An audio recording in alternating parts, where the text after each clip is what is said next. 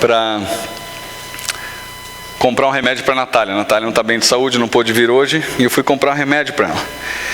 E essa farmácia que eu fui, quando você está no caixa, atrás do caixa tem uma televisão com várias dicas de saúde passando, uma atrás da outra. É interessante você ver qual é o efeito do chocolate, que vitamina faz tal coisa, etc. Não sei nem se a Carol concorda com tudo que é passado lá, mas é interessante ver algumas coisas que estão ali. E aí, eu estava lá no caixa esperando a minha vez, assim, né, parado, e apareceu ali, dica de bem-estar. Eu falei, opa, vamos ver o que é, né? Às vezes é uma coisa que você pode aplicar na sua vida. E estava lá, ansiedade, o mal que acomete a maioria da população da Terra. Eu falei, opa, vamos ver qual que é a dica, né? Você está falando lá.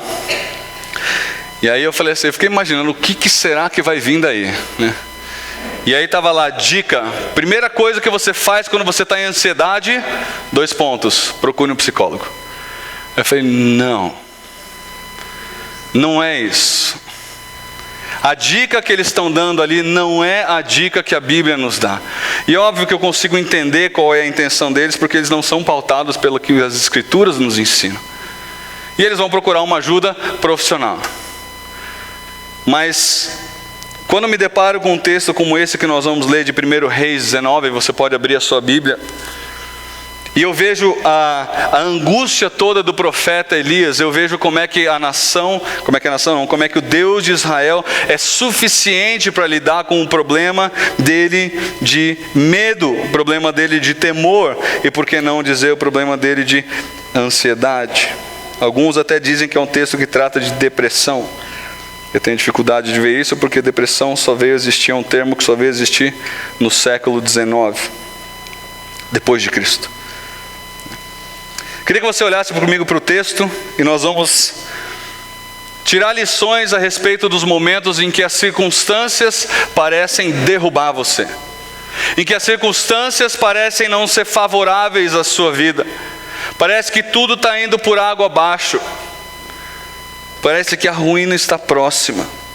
E o que a palavra de Deus tem a nos dizer quando isso acontece? E eu já quero dizer para você que há esperança. Sempre há esperança.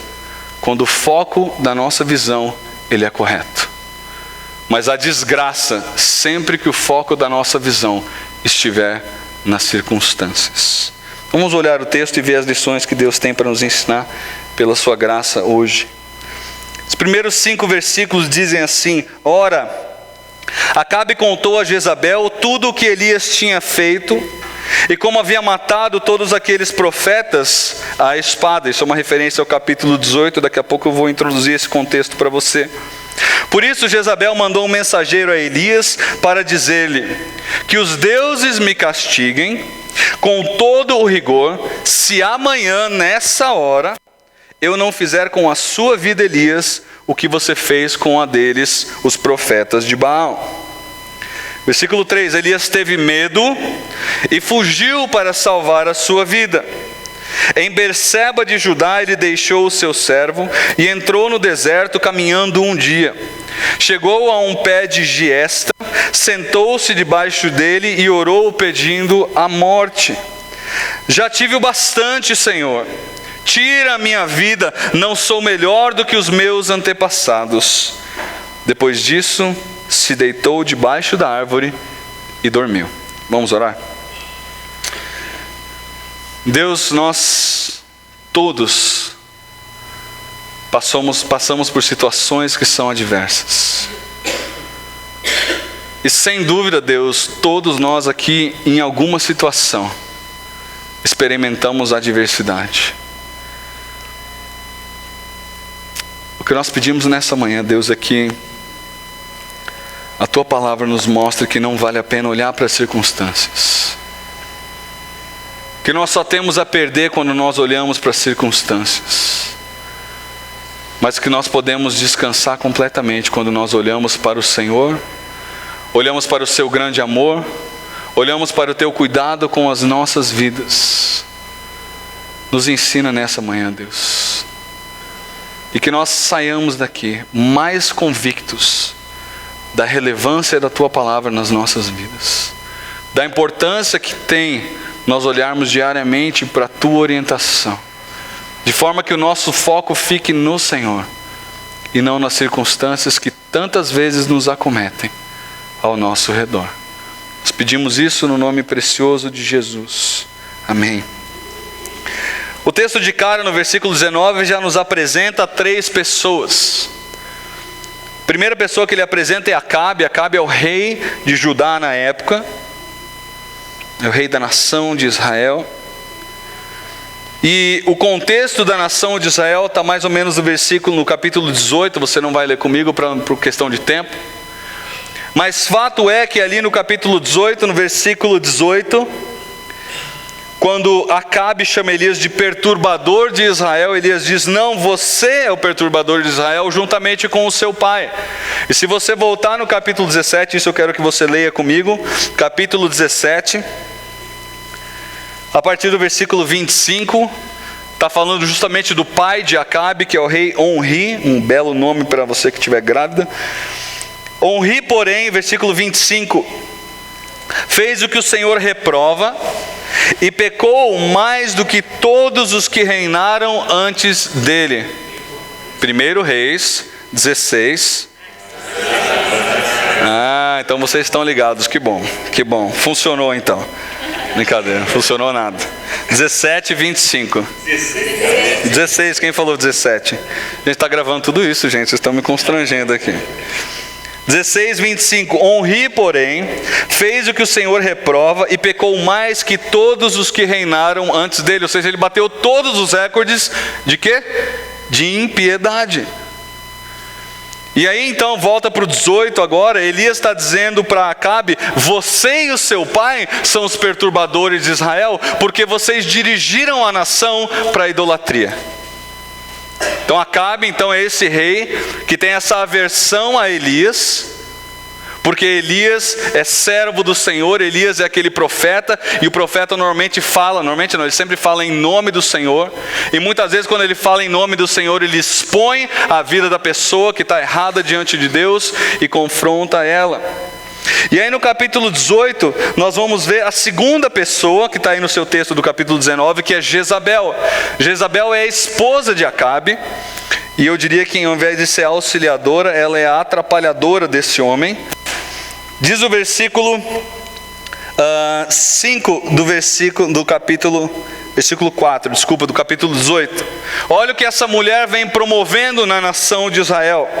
Olha o conjunto da obra aqui. Jezabel estava exterminando os profetas do Senhor. Ela estava pegando um a um aqueles que proferiam o nome de Deus e seguiam a Deus, e estava matando um a um. Mas não é só isso que ela estava fazendo. Olha comigo mais para frente, no versículo 22 do capítulo 18. Versículo 19. Agora convoque todo o povo de Israel para encontrar-se comigo no Monte Carmelo. Olha o que ele vai falar: e traga os 450 profetas de Baal e os outros 400 profetas de Azerá, que comem à mesa de Jezabel. Ou seja, se por um lado essa mulher estava exterminando os profetas de Deus, ela estava patrocinando a adoração a Baal, o que eu chamaria de bolsa profeta na nação de Israel. 850 pessoas então se alimentando na mesa dessa mulher que estava matando os profetas de Deus. E se você lembrar o que aconteceu no capítulo 18, há um confronto então entre Elias, o único profeta de Deus, contra os 450, na verdade provavelmente eram 850 profetas lá, mas 450 apenas de Baal. E Deus então se manifesta, todos os profetas de Baal são mortos por Elias, numa tentativa o quê? De exterminar a adoração a Baal. É interessante o que Elias faz aqui matando os profetas de Baal, que ele mata os facilitadores do pecado. Isso é uma dica muito prática para você e para mim. Uma vez que você e eu identificamos qual é o pecado, nós temos que olhar o que facilita eu cometer aquele pecado e atacar isso na minha vida, de forma que o pecado fique mais difícil de ser cometido. Mas isso é um assunto para um outro momento.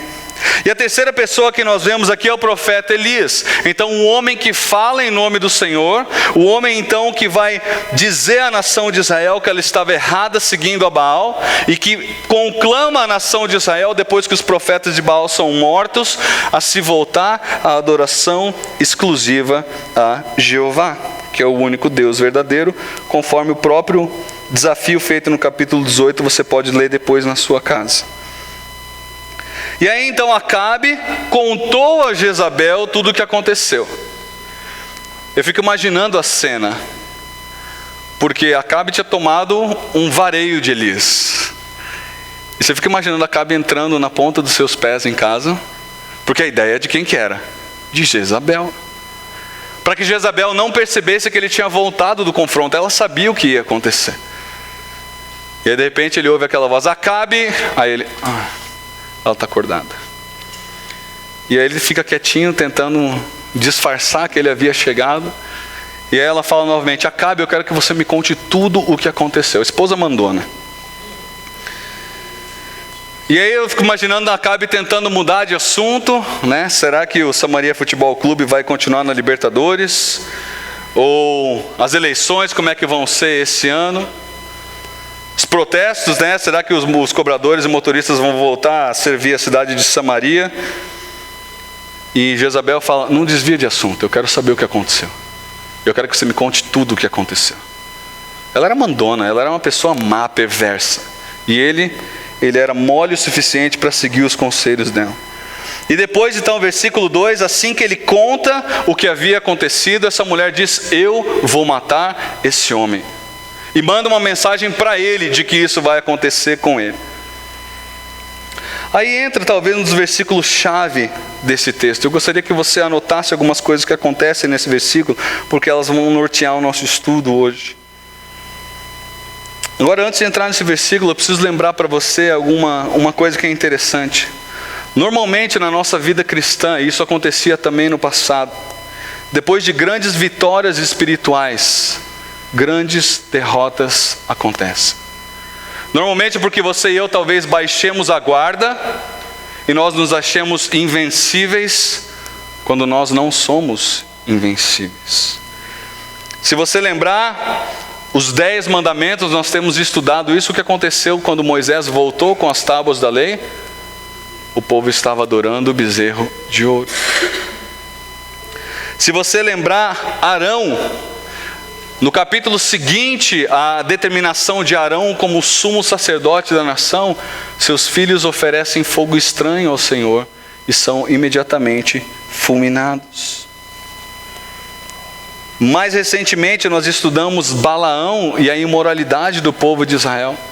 Depois então de Balaão ter pronunciado que a nação de Israel era intocável com relação à sua promessa, essa era a condição dela diante de Deus, o povo então entra em imoralidade e sofre por causa disso. Mais de 24 mil pessoas morrem num só dia.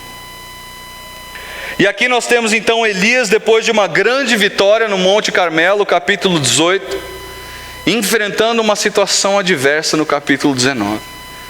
E só pela conta que eu já fiz para você aqui do capítulo 18 e tanta gente que ele enfrentou, capítulo 19 com tanta gente que ele ia enfrentar, você já consegue fazer o cálculo na sua mente de que o capítulo 18 seria muito mais difícil do que o capítulo 19.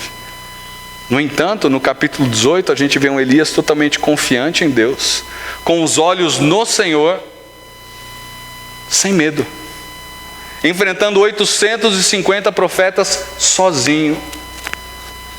Aqui no capítulo 19 ele está enfrentando uma pessoa. E olha o que o versículo 3 vai dizer. Os primeiros passos, vamos dizer, do desencorajamento, você pode anotar aí. A progressão está clara no seu texto aí. Em primeiro lugar, ele teve medo. Por que medo? E aí eu falo qual é o primeiro problema aqui. Eu ia falar Davi não, né, nascido nessa época. Elias olhou para as circunstâncias. Quando você e eu olhamos para as circunstâncias, nós podemos esperar uma série de coisas acontecerem e nós vamos cada vez mais para baixo se nós não recolocarmos os nossos olhos no Senhor. Versículo 3 então vai dizer: no momento em que Elias colocou os seus olhos nas circunstâncias, a primeira coisa que aconteceu com ele teve medo. Gente, isso é básico. Isso é básico. Eu sempre tenho medo quando a referência que eu tenho perto de mim não me dá a segurança necessária. Eu moro e trabalho perto da favela do Paraisópolis. E aí minha esposa me deixa na frente da escola. Eu tenho que andar mais ou menos uns 100 metros para chegar na escola. Mas ali onde ela me deixa é um lugar que tem muito assalto. Mas normalmente assaltam as mulheres, e é mais no meio da tarde, não é tanto no horário em que eu vou trabalhar, que muita gente ainda está dormindo. Mas o que acontece é o seguinte: às vezes tem carro de polícia ali. E como eu me sinto mais tranquilo em atravessar e entrar na escola onde eu trabalho, quando eu vejo o carro de polícia ali. Mas quando eu chego lá e não tenho carro de polícia, a minha primeira tendência é olhar para os dois lados, avaliar quem está ao meu redor, e assim que eu atravesso a rua, eu vou olhando para frente e para trás para ver que tipo de pessoa vai cruzar o meu caminho. Da mesma maneira aqui, Elias deixa de olhar para o Senhor, e ele olha para quê? Para a ameaça. Para a ameaça que ele recebeu daquela mulher. Em segundo lugar, então, em primeiro lugar ele teve medo. Em segundo lugar, qual é o que acontece quando você olha para as circunstâncias? Você foge. Você não encara as circunstâncias. Gente, perceba como isso é prático. Quando eu não coloco os meus olhos em Deus, a minha primeira tendência é ter medo. A minha segunda tendência é fugir da circunstância. Óbvio, eu não tenho segurança para lidar com as circunstâncias, porque eu não estou olhando para Deus. Então ele teve medo e fugiu para salvar a sua vida. Agora, esse termo fugiu simplesmente é muito vago se eu não explicar para você o que está acontecendo aqui. Elias caminhou mais ou menos 130, caminhou não, ele deve ter corrido igual um louco, 130 quilômetros, rumo ao deserto. Gente, 130 quilômetros hoje, de carro, é fácil. Mas naquela época, com o sol, não tinha tênis para você correr. Era sandália, talvez descalça, não sei. Ou se ele tivesse um animal, que fosse um animal. São 130 quilômetros. É uma fuga louca se você for parar para pensar. Então, em primeiro lugar, ele teve medo. Em segundo lugar, ele fugiu. Em terceiro lugar, e esse é um erro muito sério que nós temos que tomar muita atenção aqui. Elias buscou isolamento. Olha o que o versículo fala. Em Judá, em Berseba de Judá, ele fez o que com o seu servo? Deixou o seu servo.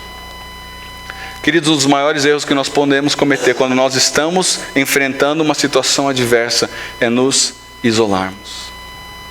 Isso não ajuda, pelo contrário, isso vai fazer justamente com que nós afundemos cada vez mais no problema. E aqui eu queria deixar muito claro um propósito da igreja existente. Você aqui está no meio de pessoas que passaram por situações que talvez você está passando hoje. E que você vai poder aconselhar essas pessoas numa situação que você já passou. Agora, se você escolhe se isolar e não compartilhar o seu problema, a grande probabilidade é que você se afunde cada vez mais nesse problema. Eu gosto muito de Hebreus, não precisa anotar, mas Hebreus 10, 25, que ele fala: não deixem de congregar. Essa é uma realidade muito importante, porque dentro da igreja você vai ver pessoas com a mesma realidade que você. Anderson, quantos anos você tem, Anderson? 29. Assis, quantos anos você tem, Assis? 63. Quanto que o Assis tem de experiência de vida que o Anderson ainda não passou? O Assis já é aposentado, embora ele trabalhe e não trabalhe pouco, como nós saibamos. O Anderson está no começo da carreira dele. E o Anderson vai enfrentar problemas que o Assis muito provavelmente já enfrentou. Eu estou usando o Assis, mas eu poderia usar o Alexandre, o meu pai, que também tem uma idade parecida e não é tão quanto o nosso ancião aqui. Mas a questão é, no momento em que você se isola, a sua tendência é se afundar cada vez mais. Mas quando eu compartilho com outra pessoa, essa pessoa pode falar: pera aí, cara, eu acho que você está olhando a situação de uma maneira errada. Elias se isolou. Mas o texto não fala, não termina aí. Ele ainda caminha mais um dia sem o seu servo. E aí ele chega a um pé de giesta. Qual que é a tradução na Revista Atualizada? É outro nome. Zimbo. Não me ajuda muita coisa porque eu nunca gostei de botânica. Mas o texto fala que ele se sentou debaixo do zimbo. Ele faz uma oração. Zimbro. Também não me ajuda porque esse R não me ajudou nada. Mas o fato é que ele sentou debaixo dessa árvore. E eu estava olhando os comentários. Ela é uma árvore de mais ou menos 3 metros de altura, que dá uma sombra que é agradável. Mas ele se senta debaixo dela e ora. Qual que é o quarto passo aí? Pedindo a morte, dizendo: Deus, chega, cansei. Perceba o que acontece com a pessoa quando ela tira os olhos de Deus e ela coloca nas circunstâncias. E aí ele vai dizer o seguinte: já tive o bastante, Senhor, tira a minha vida. Não sou melhor do que os meus antepassados. Gente, essa oração revela muita coisa a respeito de Elias. Principalmente essa última frase. Essa última frase da oração revela que Elias tinha uma perspectiva errada. Não sou melhor do que os meus antepassados. É bem provável que Deus falasse para ele: quem pediu para você ser melhor que os seus antepassados? Por que ele está fazendo essa oração? Muito provavelmente porque a adoração a Baal não havia sido exterminada ainda, embora uma grande limpeza tivesse sido feita no capítulo 18. Elias então estava desanimado em ver que o trabalho dele, o empenho dele, parecia não estar dando certo. E aí ele fala: Deus, tira a minha vida. E aí o último aspecto, depois ele se deitou debaixo da árvore e dormiu, se entregou totalmente à situação. Agora, gente, eu não sou velho o suficiente para pensar que nós nunca fizemos isso. É bem provável que você tenha feito isso mais de uma vez na sua vida. É possível talvez que você esteja agora debaixo da árvore pedindo para Deus tirar a sua vida. Mas o texto tem esperança, por isso que a gente vai continuar lendo o texto. E aqui eu vejo a primeira coisa que deve acontecer quando você está de fora e vê uma pessoa nessa situação. Olha o que o texto diz, versículo 5, a segunda parte. De repente um anjo tocou nele e disse: levante-se e coma. Eu acho muito didático você olhar o que Deus está fazendo aqui. A gente vai ver mais para frente que Deus confronta a pessoa de Elias.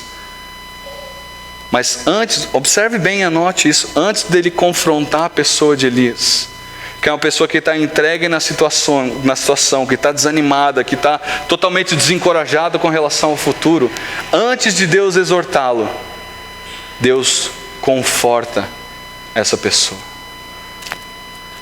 Gente, o Provérbios vai dizer: quão boa é a palavra dita a seu tempo.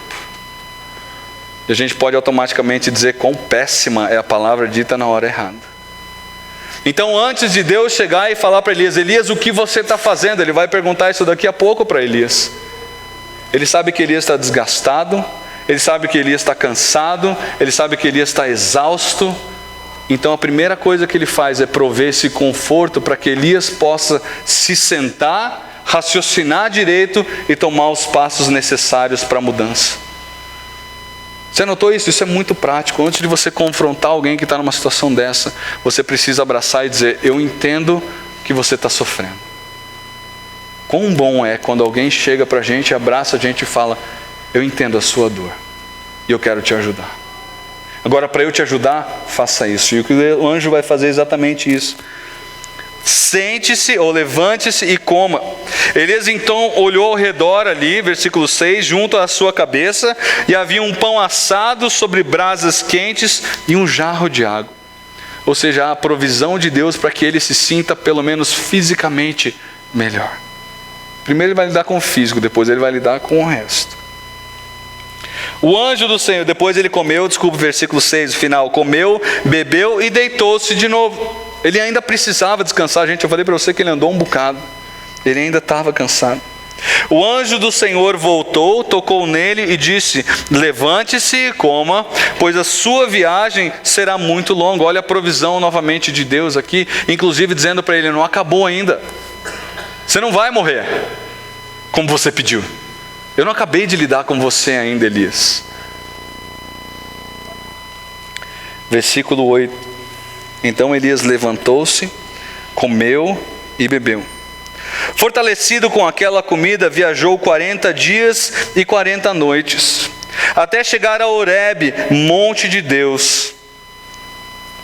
Ali entrou numa caverna e passou a noite.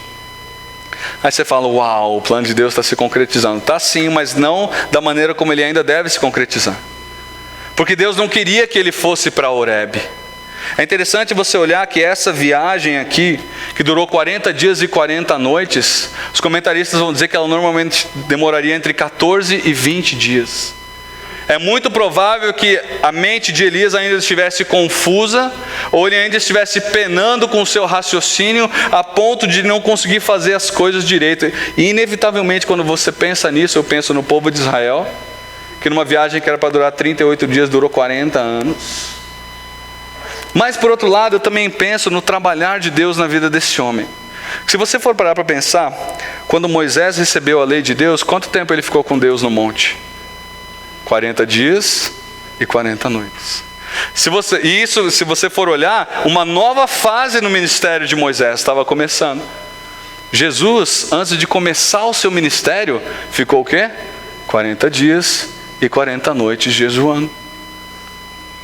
E o que eu entendo olhando para esse texto é que, embora ele estivesse indo para onde ele queria, Deus tinha um propósito, mesmo ele querendo ir para outro lugar. E Deus aqui estava dizendo para Elias, se prepare, porque o seu ministério não acabou, ele vai entrar numa outra fase que a gente vai entender daqui a pouco no texto. E aí ele chega a Horebe, um monte de Deus, muito didático, isso você vai ver daqui a pouco, porque... E fala, ali ele entrou numa caverna e passou a noite. Eu ainda vejo aqui um elemento de medo na vida de Elias. Ele se escondeu. Ele ainda estava com medo de ser morto por Jezabel. E o hebraico ali está dizendo, ali ele entrou na caverna, o que é muito provável pelo que os comentaristas dizem, que foi o mesmo lugar onde Moisés se encontrou com Deus. Muito bonito isso, muito interessante isso. Continua o texto, e a palavra do Senhor veio a ele. Gente, sempre que tem uma pergunta na Bíblia, principalmente Deus fazendo, é algo digno da sua atenção. Porque a pergunta, ela sempre aborda o coração da pessoa.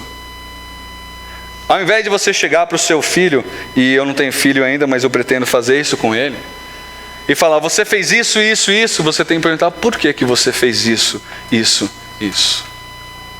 Quando você pergunta, você deixa o coração da pessoa expressar aquilo que está dentro dela.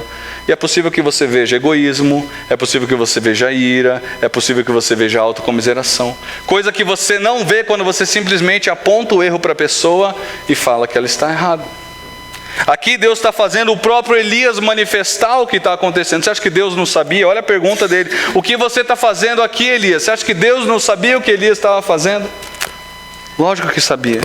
Mas ele queria ouvir da própria boca do profeta o que estava acontecendo.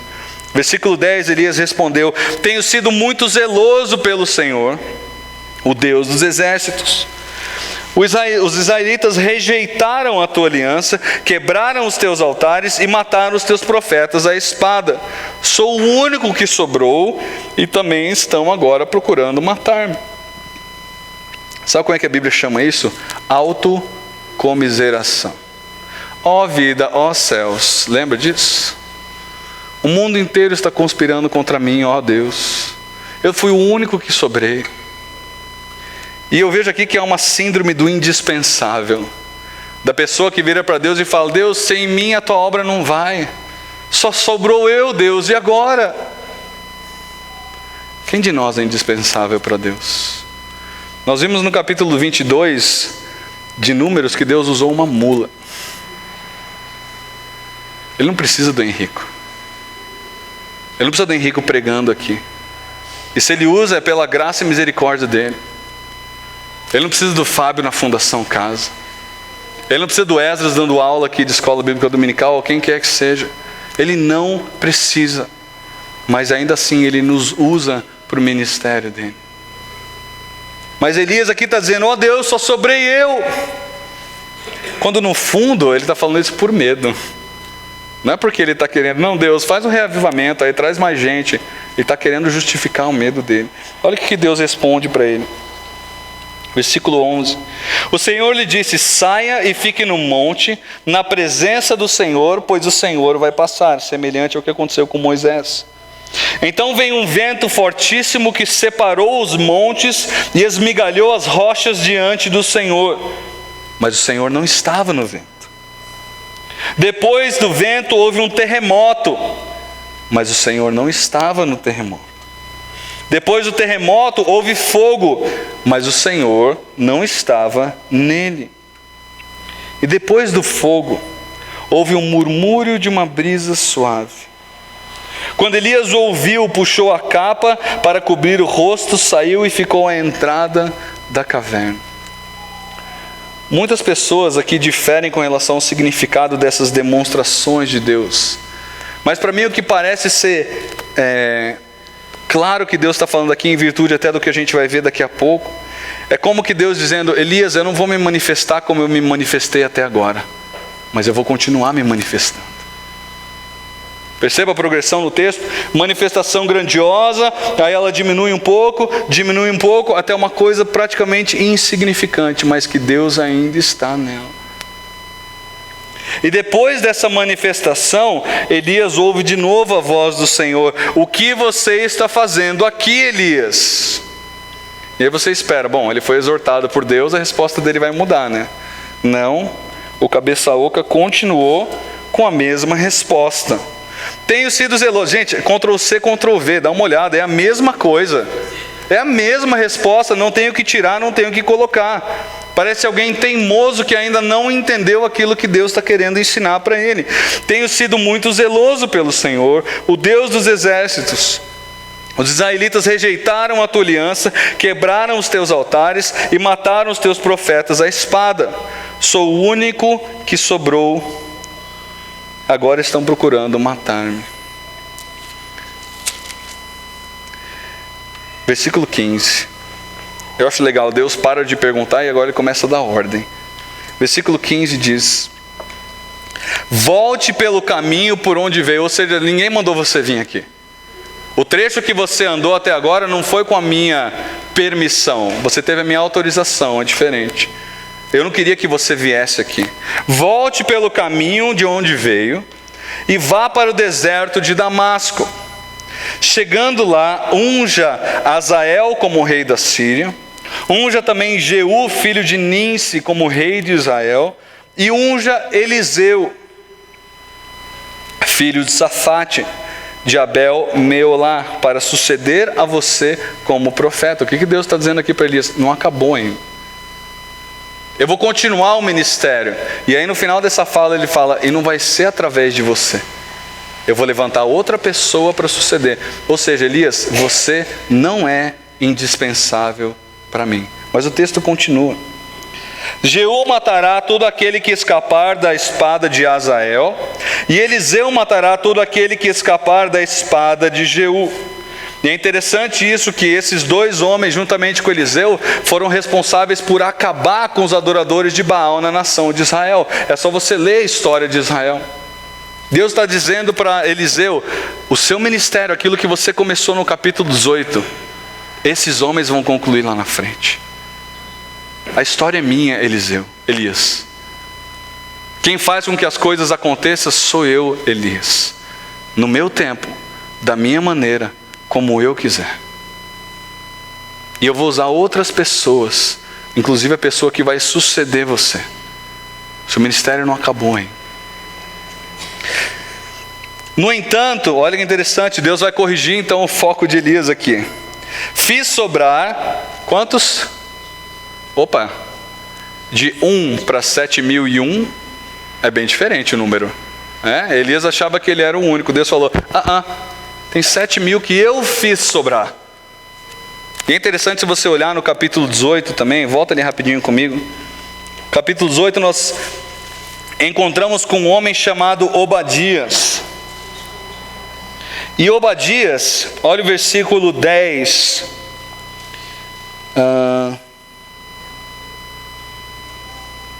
Não vou voltar aqui. Versículo 4. Jezabel estava exterminando os profetas do Senhor. Por isso Obadias, que era servo de Acabe, reuniu 100 profetas e os escondeu em 2 cavernas, 50 em cada uma, e lhe fornecia comida e água. E gente, o contexto aqui é que a nação de Israel estava passando por seca e por fome. Esse servo corajoso de Deus pegava a provisão do próprio palácio e levava para esses homens escondidos nas cavernas. Deus está dizendo: eu tenho 7.000 guardados.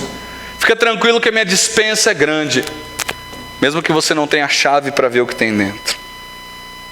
Todos aqueles cujos joelhos não se inclinaram diante de Baal, e todos aqueles cujas bocas não o beijaram. Então Elias saiu de lá e encontrou Eliseu, versículo 19, filho de Safate.